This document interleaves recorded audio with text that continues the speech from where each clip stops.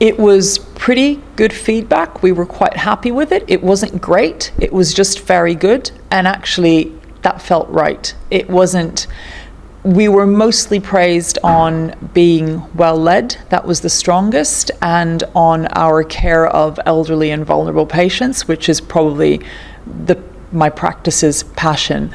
The thing that came up the most, it really felt like us. It tasted like us. As we were reading it, it had a strong flavor of the practice. They picked up on things like the training that we funded for non-work related projects, like learning to swim or learning to crochet or learning to knit, things we've done for our staff.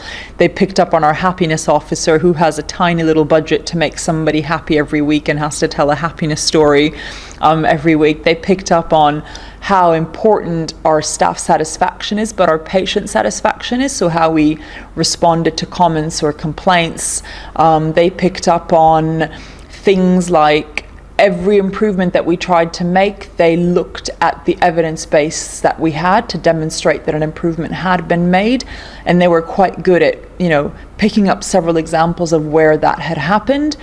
We didn't sound like the best practice in the world. We sounded like a really good practice, and under the circumstances that, the NHS is facing, and the circumstances in the environment in which we work, it felt like pretty solid feedback. I think it's given us a few years more juice, which again is why I say, whatever your feelings about CQC, none of us loved them. We didn't enjoy the visit. I cried at lunchtime during this visit. I thought we were doing horribly. I couldn't bear that they were asking me if I measured the temperature of the water with a probe times 40 taps every day. It demoralized me enormously, but use it as a positive, because you have something to celebrate, and somebody recognizing that you have something to celebrate is hugely galvanizing when there's little else. There are not many other places where you can get energy.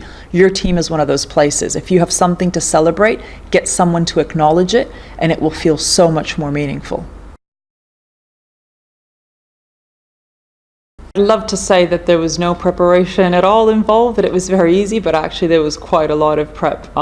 We undertook 2 mock CQC exercises in the summers of 2014 and 2015, to then be visited in July of 2016.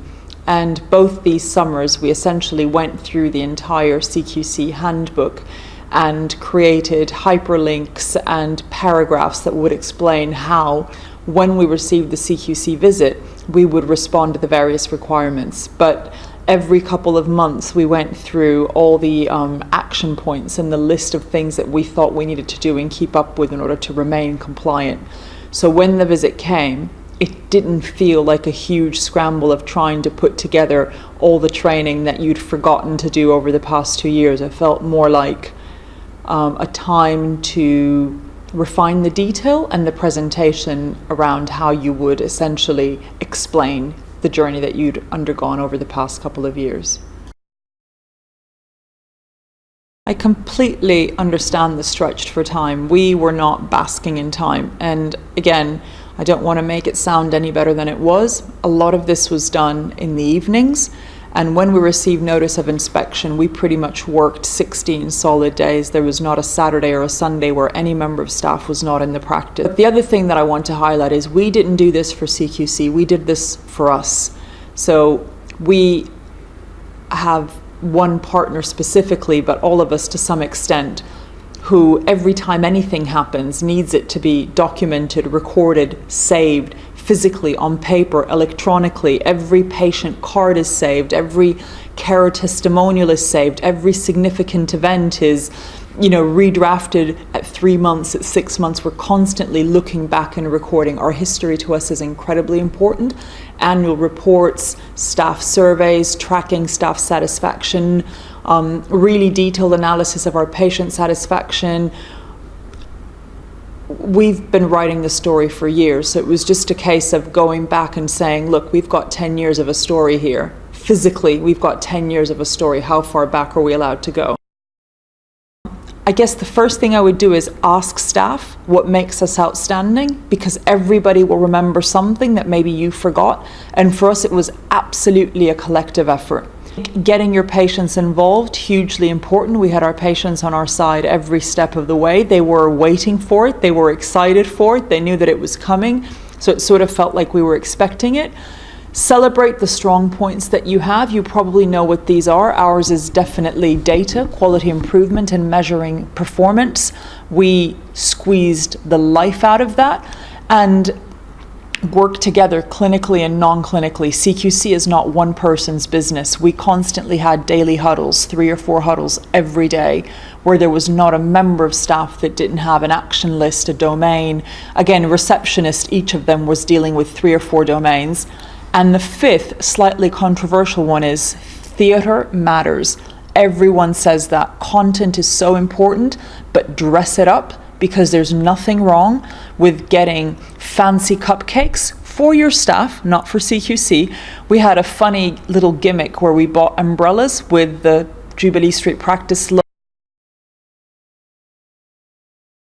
So for us, patient feedback has always been enormously important, in that we tend to act on most of what our patients suggest, from small things like bicycle racks at the front of the practice to larger things such as thinking of new ways of staffing reception to reduce the number of missed calls.